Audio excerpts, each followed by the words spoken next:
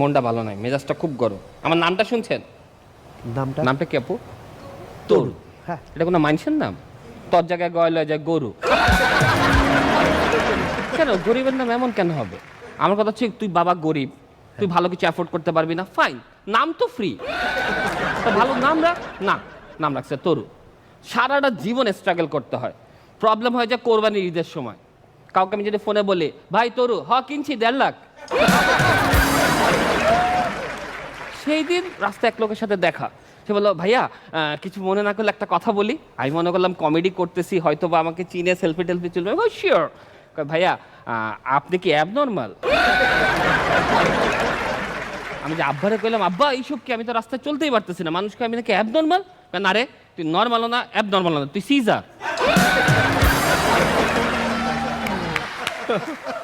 Abnormal থেকে মনে পড়লো আমার আব্বার কথা।